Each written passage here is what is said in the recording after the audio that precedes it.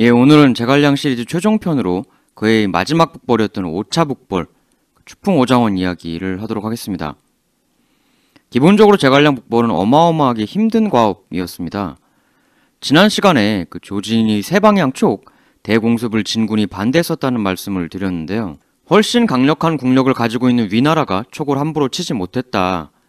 그만큼 촉의 지형이라는 게 왔다 갔다 하는 것이 굉장히 힘든 일이었다는 거죠. 특히 군수물자 수송이 정말 힘들었죠. 그러니까 압도적으로 힘센 놈도 함부로 들어가기 어려운 난 코스였다. 근데 그거를 약한 놈이 나와서 하려고 했으니 상간에는 그런 얘기도 있으십니다. 힘들긴 힘들었어도 유방하고 한신은 해내지 않았냐. 실제로 유방 한신도 저 한중에서 튀어나와서 관중을 장악하고 거기 뛰어난 생산력을 바탕으로 항우와 중국 천하를 왼쪽과 오른쪽으로 나누는 동서대결 구도를 성립시켰었죠. 근데 대개 보면 동과 서가 붙으면 서가 이기고요. 남과 북이 붙으면 대개 북이 이깁니다. 물론 남에서 일어나 북쪽 세력을 몰아낸 주원장 같은 예외 케이스도 있긴 합니다만 대체적으로 보면 중국 천하를 잡은 건 상대적으로 북쪽에 위치했던 나라들이 많았죠. 서쪽 유리, 북쪽 유리. 그럼 이건 대체 왜 그런가? 가장 간단한 이유로는 역시 동남에 비해선 서북이 상대적으로 기병이 강합니다. 중국 천하를 휘어잡았던 유방도 흉노의 묵특선우에겐 그야말로 죽을 뻔한 대위기에 몰리기도 했었죠. 유방 본인도 흉노의 묵특에게 딸을 바치려고 했었고 중국 역사상 최강의 악녀라는 유방 부인 여치도 묵특이 야 여치 너도 남편 없고 나도 부인이 없으니 우리 서로 부족한 걸 채우면 어떨까? 이런 희롱에 가까운 외교적 도발에도 반발하지 못하고 제가 나이가 워낙 많아서 모시기가 힘듭니다. 이렇게 말하는 대굴력을 겪어야 하게 됐었죠. 주원장 등 몇몇 사례를 빼면 이처럼 남과 동은 북쪽과 서쪽에게 계속 밀려왔던 것이 대부분의 역사입니다. 근데 이제 댓글로 질문 주신 내용 중에 이쪽 진령산맥 쪽으로 넘어가는 게 그렇게 힘들면 차라리 맹달이 있던 오른쪽 상룡 쪽으로 갔으면 어땠냐? 왜 관중지역 침공에만 고집을 한 것이냐? 이런 질문을 주신 분도 계셨는데요. 실제로 나중에 공명 후계자인 장환희가 저 상룡 쪽으로 침공하는 플랜을 입안하기도 했었습니다. 다만 장환이 병에 걸리면서 흐지부지 되어 버렸는데요. 사실 저 같아도 이쪽보다는 관중으로 갔을 것 같아요. 이 지도 보시면 이게 초록색 짙은 부분이 산지고 좀 허연 부분들이 평지인 건데 딱 지도만 봐도 상룡 가는 길 역시 편해 보이지만은 않죠. 거리상으로도 만만치 않고요. 어떤 도로를 타느냐에 따라 다르지만 제가 지도로 보니까 한중에서 장안으로 가는 것보다 이쪽으로 가는 게 대략 한 80에서 100km 정도 더 먼 것 같았습니다. 그뿐만이 아니고 당시 총나라 조정에서도 이 장환의 상룡 프로젝트에 큰 반대가 있었습니다. 자치통감에 보면 총나라 사람들은 모두 장환의 계책이 성공하기 힘들 뿐만 아니라 회군하기도 쉽지 않아 반대의 목소리가 높았다 라고 되어 있습니다. 그것도 그렇고 아까 제가 대개 서가 동을 이기고 북이 남을 이겼다고 했는데요. 총나라가 서쪽에 있다고 서라고 볼 수가 없죠. 보시면 아시겠지만 이 위와 촉의 경쟁은 서와 동의 대결이 아니라 북과 남의 대결입니다. 이쪽 북쪽이 다 위나라 땅이었던 거잖아요. 만일 상룡이 아니라 이 북쪽 옹양주를 뺏어오면 어떻게 됩니까? 더 위쪽에 있는 북쪽의 다른 민족들로부터 양질의 말을 공급받을 수가 있죠. 잘 아시겠지만 전투용으로 봤을 때 이 남쪽 말하고 북쪽 말은 질적으로 완전히 다릅니다. 오나라든 총나라든 제일 두려운 건 양질의 말을 바탕으로 한 위나라 기병이었었죠. 특히 오나라가 위의 기병을 굉장히 두려워했었는데요. 반대로 물론 위나라는 오나라의 수군을 까다롭게 여겼고요. 근데 제갈량의 북벌이 성공해서 저 지역을 홀랑 먹었다면 촉도 막강한 기병을 갖추게 될 유입 통로를 확실히 얻을 수가 있게 되는 거죠. 이 지역만 장악할 수 있다. 그러면 제갈량은 한신 유방의 한나라와 초나라처럼 위나라와의 싸움을 더 이상 남북 대결이 아니라 동서 대결로 재편할 수가 있게 되는 겁니다. 그럼 제갈량이 제2의 한신 소화가 되는 것도 더 이상 꿈만은 아니었겠죠. 그 제갈량의 마지막 꿈, 그걸 이루기 위한 최후의 도전이 이제 펼쳐지게 됩니다. 바로 5차 북벌이죠. 5차 북벌은 이전과 같은 저 C코스, 그 농서 쪽으로 가는 게 아니라 가운데 B코스를 통해서 올라가게 됩니다. 군량 문제로 퇴각한 지난 4차 북벌 때와는 다른 방향으로 틀은 거죠. 정리하면 이렇습니다. 1차 때는 C코스, 2차 때는 B코스, 3, 4차는 C코스, 5차는 다시 B코스. 기본적으로 지난번과 같은 루트로 가는 걸 전략적으로 피했던 공명이었던 것 같습니다. 상대의 방비가 없는 곳, 없는 타이밍을 쑤시는 게 공격자의 가장 기본이 되는 거니까요. 그래서 이 B코스로 올라가서 드디어 관건이 되는 지역이 바로 그 유명한 오장원이죠. 가을바람 추풍 오장원. 위치는 대략 이 정도쯤 됩니다. 2차 북벌 때 좌절했던 진창보단 약간 더 오른쪽으로 옮겨가는 곳인데요. 지난 3년간 힘을 축적한 제갈량은 최후의 역량을 몰아 약 10만의 대군을 이끌고 정면 B루트로 다시 재침공에 나서게 됩니다. 이때 제갈량은 유마를 사용해서 군량을 수송했는데요. 4차 북벌 때 모구가 처음 등장했고 5차 때는 유마를 사용했습니다. 사실 이 이미지도 상상에 의해 만든 것일 뿐 정확한 모습이야 알 수 없겠습니다만 기록에 의해 그 모구와 유마를 한번 좀 짚어보면요. 일단 모구 유마는 공이 혓바닥을 잡아당기고 미는 방식으로 이동과 멈춤을 조절했다고 나옵니다. 말하자면 일종의 브레이크를 설치했던 건데요. 모구와 유마의 가장 큰 차이라면 역시 바퀴의 숫자입니다. 4차 북벌 때 사용했다는 모구의 경우는 이렇게 바퀴가 하나였다고 알려져 있죠.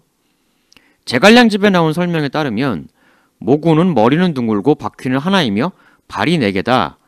발이 4개라는 건 이 받침 기둥이 4개였다는 것 같고요. 많이 실으나 천천히 가기 때문에 적은 짐을 싣는 데는 적합하지 않다라고 기록되어 있습니다. 왜 이름을 모구, 즉 소로 명명했는지 알 수가 있죠. 혼자서 가면 하루에 수십 리를 갈 수 있고 떼지어 가면 하루에 20리를 갈 수 있다. 20리라면 한 이제 7.8km 정도 되는 건데요. 수송량에 대해서는 한 사람이 1년 먹을 식량을 하루에 20리를 끌고 가도 끌고 가는 사람이 지치지 않았다라고 나와 있습니다. 그러니까 끌고 가다가 힘들면 잠깐 세웠다, 갔다 세웠다, 그랬던 것 같아요. 딱 보면 이게 이제 가다 세웠을 때 굉장히 안정적이었을 것 같죠. 다음은 유마인데요. 일단 이제 외륜 모구와는 달리 이건 이제 사륜입니다. 장방형의 나무 상자가 둘이 이렇게 이제 양쪽에 매달려 있고 각각의 상자에는 쌀 23두를 담을 수 있다라고 되어 있습니다. 두라는 건 이제 말이죠. 한 말, 두 말. 그러니까 이제 23말을 양쪽에 이제 다는 거니까 총 46말을 담을 수 있었다는 건데요. 한 말을 18리터라고 보면 46말이니까 828리터. 쌀 828리터를 실을 수 있었다. 엄청난데요. 상대적으로 유마는 모구보다는 스피드가 빨랐던 것 같아요. 4차 북벌 때 모구가 쓰였고 군량 문제가 터졌었기 때문에 5차 북벌 때 모구를 더 업그레이드한 유마로 개량된 게 아니었을까 싶기도 합니다. 실제로 이 모구 유마는 신라의 최치원이 중국에 있을 때 직접 사용하기도 했었다고 해요. 북벌 핵심, 군량. 4차 북벌 때도 보리를 둘러싼 보리공방전이 벌어졌고 결국 퇴각도 군량 때문이었던 만큼 이런 최첨단 수송기구들을 총동원한가 하면 아예 이렇게 한중에서의 그 수송에만 의지할 게 아니라 진령산맥 넘어서도 군량을 창출해줄 만한 베이스 캠프를 만들자 이러한 목적의식도 공명은 가지게 됩니다. 바로 이 오장원이라는 지형 자체가 그러한 목적의식에 의거 선택된 곳이었죠. 일단 오장원의 위치는 저렇고 한번 지형도 보시죠. 굉장히 특이한 지형인데요. 보시면 이 제갈량이 오장원이란 곳을 얼마나 고심해서 선정을 했는지 아실 수가 있을 겁니다. 이제 여기가 진찬이고 이제 이 옆이 오장원인 건데 그러니까 사진에 이 동그라미 부분이 지금 이제 확대가 된 거죠. 이 부분이에요. 이렇게 여기를 확대해서 이렇게 된 겁니다. 근데 이 오장원이 진짜 예술적인 지형인 게요. 보시면 이렇게 파란 부분이 강입니다. 바로 위수라는 강이죠. 그러니까 장안은 이 오른쪽에 있는 거니까 오장원에 자리 잡고 있으면 이 오른쪽에서 이렇게 공격 오기가 강들 때문에 1차적으로 좀 까다롭겠죠. 딱 이렇게 쌓여 있으니까. 게다가 이 오장원 이 지역을 확대해 보면요, 요 부분이요, 여기 이제 강 딱 요 옆에 바로 붙어 있는 부분, 요거를 이제 크게 키워보면 이러한 지형이 나옵니다. 이게 이제 아까 옆 사이드로 흐르던 그 강인데요. 보시면 아시겠지만 이게 이렇게 구릉지대거든요. 근처 지역보다 고도가 높아요. 툭 튀어 올라가 있죠. 이게 주변 평지 지역들보다 고도가 약 150m 정도 더 높은 구릉지대라고 합니다. 산 정도는 아니겠지만 이 위에 자리 잡고 있으면 공격이 굉장히 난감하겠죠. 거기다 이렇게 옆에 강까지 있으니까. 그리고 산보다 좋은 게 여기 이렇게 보면 논 지역이 보이죠. 그러니까 여기서 이제 농작물 경작이 된다는 거거든요. 아예 여기를 점거하고 여기서 농사 지으면서 이곳을 제갈량이 그렇게 바랬던 세컨드 베이스 캠프화 시키려고 했었던 겁니다. 그러니까 정리하면 고지대라 툭 튀어나온, 방어가 쉽다. 물까지 끼고 있어서 방어하기가 더 쉽다. 게다가 여기서 농사까지 지을 수 있다. 사전에 첩자들을 보내서 사전 탐방을 굉장히 철저히 했던 것 같습니다. 어디를 베이스 캠프화 시킬 수 있을까? 최적지는 어디인가? 제가 볼 때 이 오장원은 현 상태에서 공명이 선택할 수 있는 가장 좋은 장소였다라는 생각이 듭니다. 그가 얼마나 고민을 했는지 이 지형도만 봐도 절절히 느낄 수가 있는 부분인데요. 일단 이 삐루트를 넘어와 오장원을 점거한 제갈량과 사마이 군대는 서로 다양한 전략적 움직임을 이제서부터 보여주게 됩니다. 이 지역을 다시 한번 확대해보죠.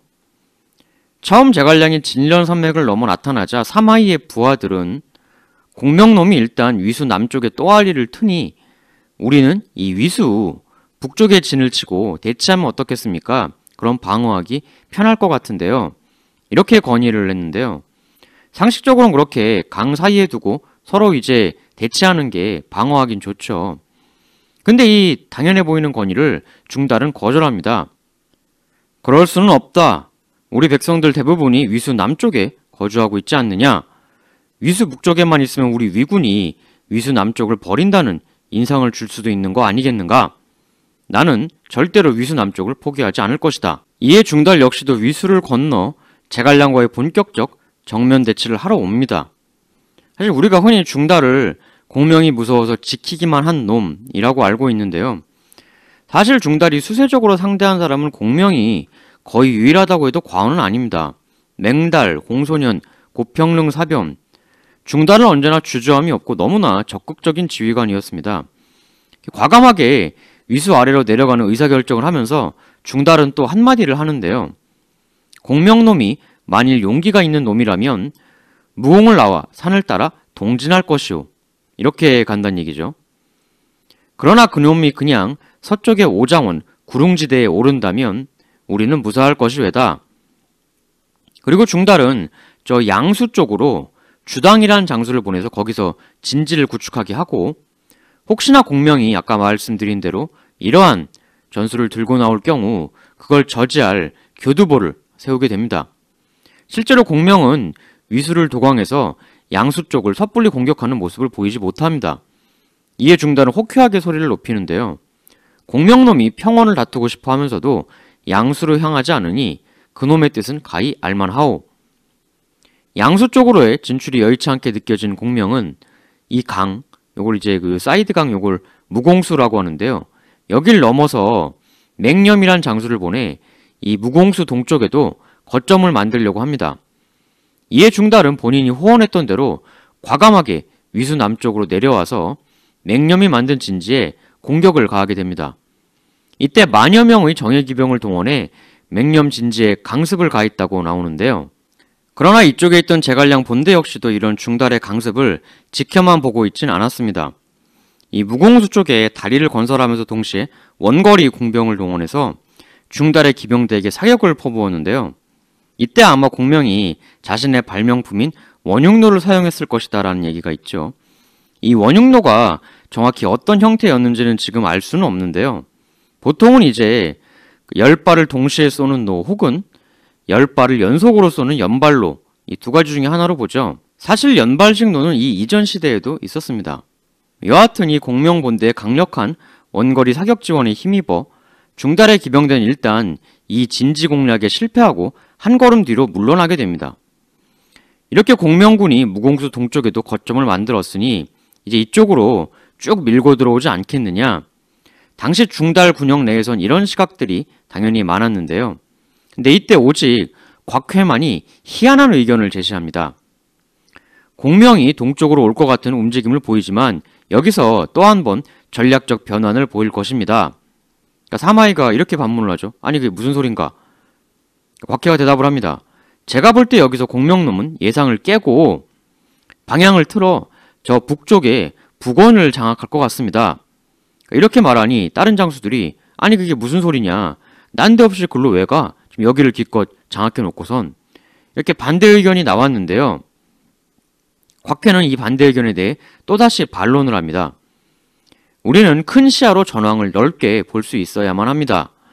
만일 공명놈이 우리 시선을 이쪽 무공수 동쪽에 묶어놓고 갑자기 방향을 틀어 위수 북쪽으로 올라와 저 허술한 북원 지역을 점거해버리면 관중에서 농서로 넘어가는 저 길목을 중간에 끊어버리게 되는 것입니다. 한번 생각을 해보시죠. 이렇게 되면 저 농서 지역의 위나라 백성들이 크게 동요하게 될 것 아닙니까?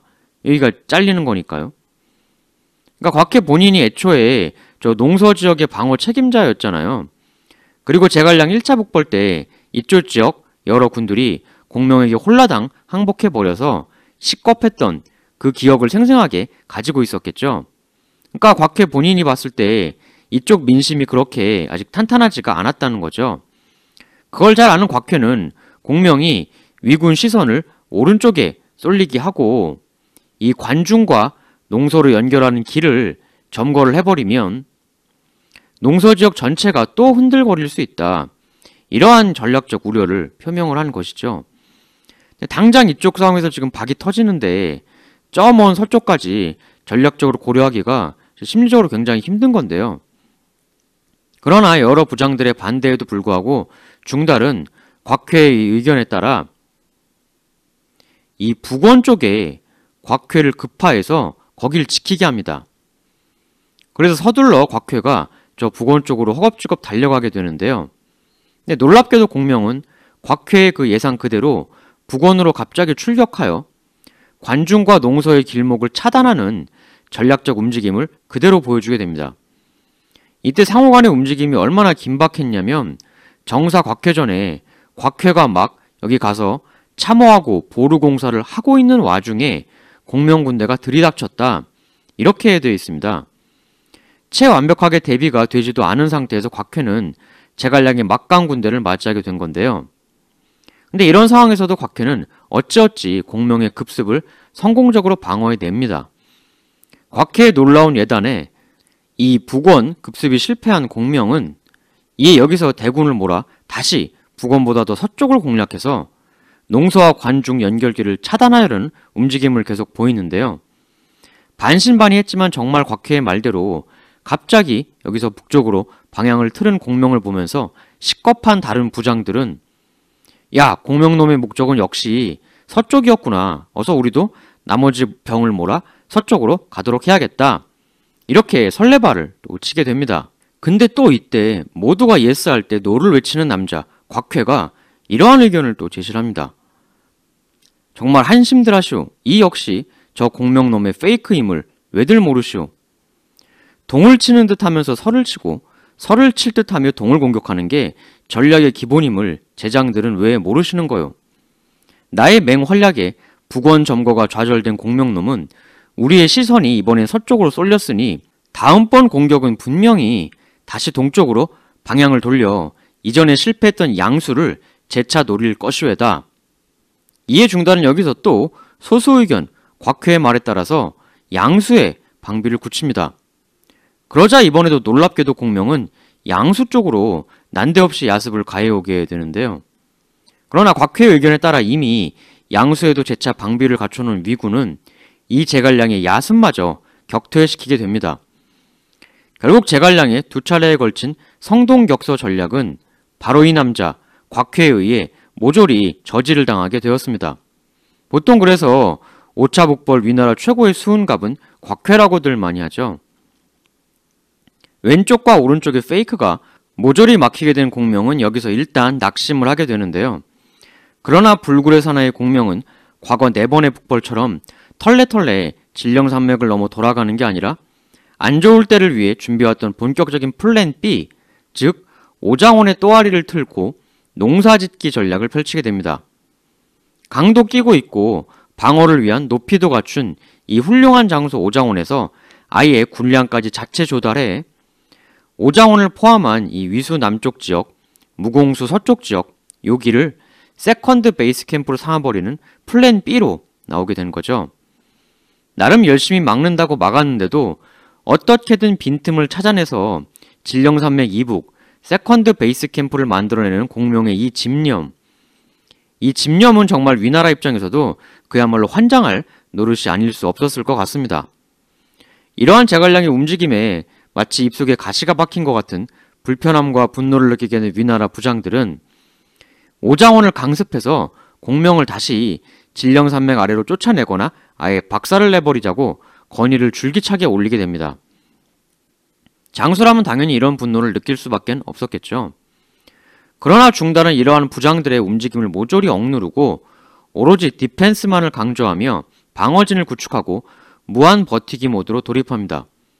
근데 바로 이때 진서 선제기에 따르면 우리에게도 너무나 잘 알려진 공명과 중달의 에피소드 하나가 발생을 하죠. 공명이 중달에게 여자 옷을 보낸 바로 그 사건이 이때 발생을 합니다. 이 모습의 종달군의 용맹한 부장들은 드디어 폭발을 하게 되는데요.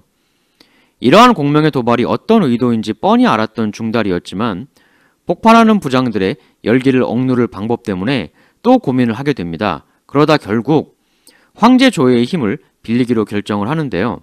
중달은 조예에게 제가 저 오장원의 또아리를 틀고 있는 공명놈을 공격하려 합니다. 윤허하여 주시옵소서. 이런 상소를 올립니다. 그러나 머리 좋은 조예가 중달의 진짜 의도를 모를 리 없었죠. 중달의 본 마음을 뻔히 알고 있던 조예는 중달에게 명하노니 어명이다. 절대로 선제 공격하지 말고 진지를 지키고만 있도록 하라. 라고 중달의 구미에 딱 맞는 어명을 내려주게 됩니다. 이에 중달은 부장들의 불만을 억누를 대의명분을 얻게 되고 제갈량과의 언제 끝날지 모르는 무한 대치에 들어가게 됩니다. 사실 이때 중달이 부대 내에서 한 번 또 쇼도 펼칩니다. 제갈량 부대가 진지 앞에 와서 도발을 할 때 더 이상 못 참겠다. 다들 나를 따르라. 이젠 출진해서 공명놈을 격파하겠다. 이런 모습을 한번 보인 건데요. 이에 출진하지 말라는 조예의 서신을 가지고 온 신비가 진지의 군문 앞에 팔을 벌리고 서서 사마공 안 돼요. 진정하시오. 어명을 잊으셨소이까? 폐하께서 제게 주신 이 부절이 보이지 않으시오? 출진은 절대로 안 돼요. 이렇게 강력하게 막는 모습을 보여 결국 출진을 포기하게 되는 한편의 쇼를 펼칩니다. 실제로 반대편에 있던 공명도 자신이 여자 옷을 보낸 후 벌어지는 이 위군 내부의 모습을 어느 정도 파악하고 있었는데요. 강유가 첩자를 통해 중달이 황제 조예에게 출진 허가를 요구했고 신비가 출진 금지 명령의 부절을 들고 왔다는 소식을 전하자 이렇게 공명은 말합니다.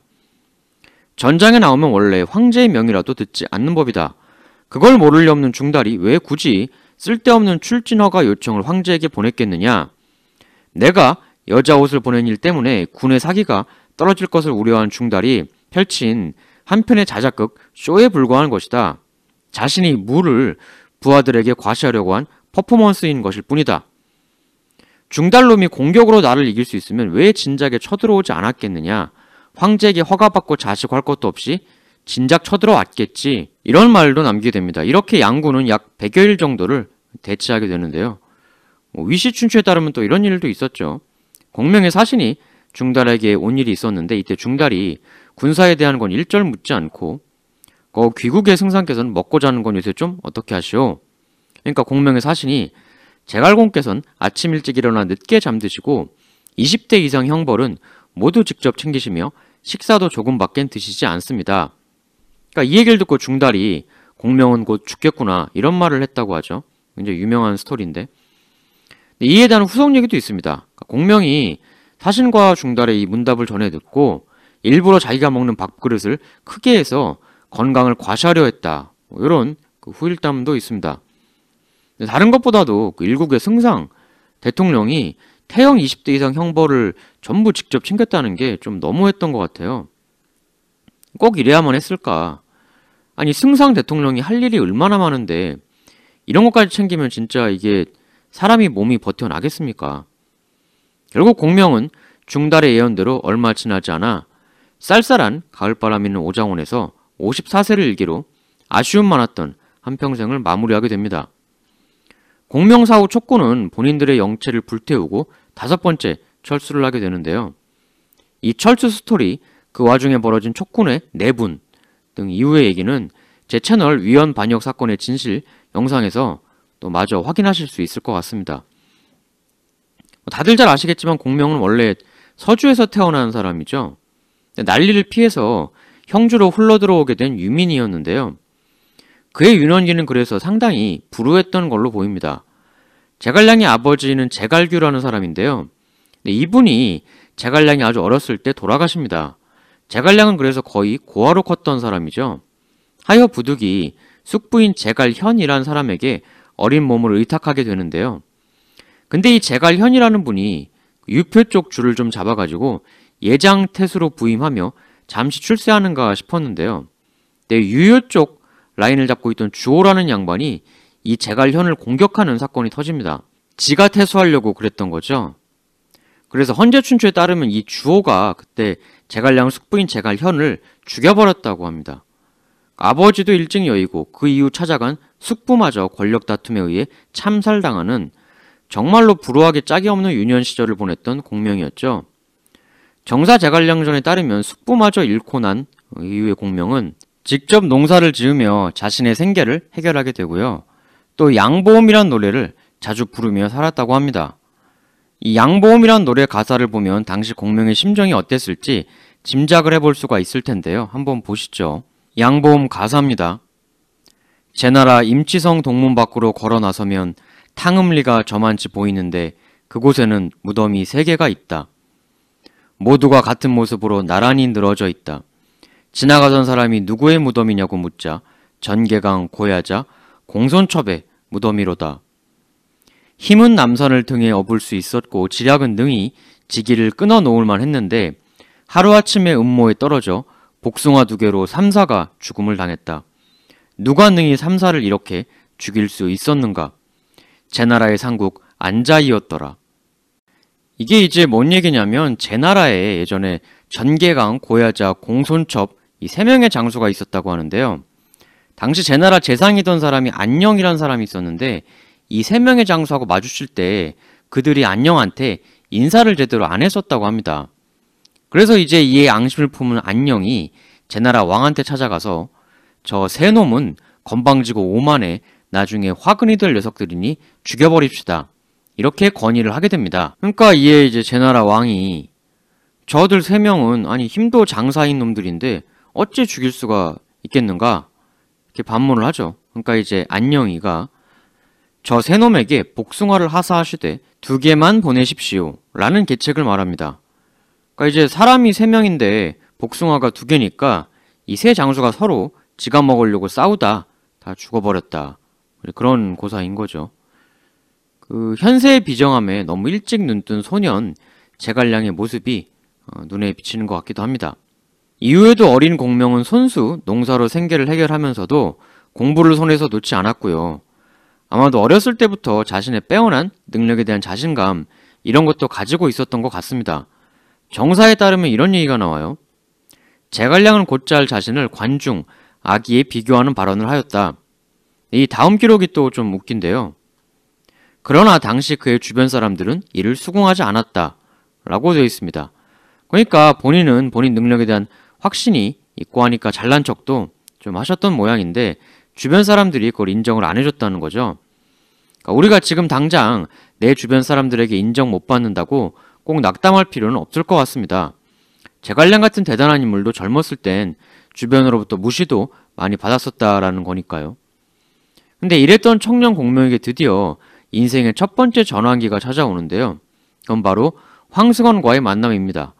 제가 이전 삼국지 로맨스 제갈량 황원령 영상에서도 설명드렸습니다만 사실 제갈량이 춘녀랑 결혼한 게 포인트가 아니라 몰락한 유랑민 가문의 아버지와 숙부마저 잃었던 혈혈단신 청년 공명에게 당시 형주 내에 최강 가문이던 채씨가의 사위 황승원이 먼저 접근했다는 것, 사실 이게 진짜 놀라운 포인트인 거거든요. 요즘으로 치면 10대 재벌가 사람이 혼자 혈혈단신 먹고 사는 청년에게 갑자기 우리 집안에 사위로 들어오라 라고 제안을 한 거니까요. 이걸 보면 아마도 당시 형주에서 공명이 공부를 하면서 그의 뛰어난 능력에 대한 소문이 좀 돌았던 것 같습니다. 그게 아니고선 사실 이 결혼을 도저히 다른 방법으로는 이해할 수가 없죠. 이 형주 땅에 서주에서 흘러들어온 천재 청년이 한 명 있다더라. 이러한 소문, 이게 아니고선 진짜 이 황승원의 접근을 이해할 도리가 없죠.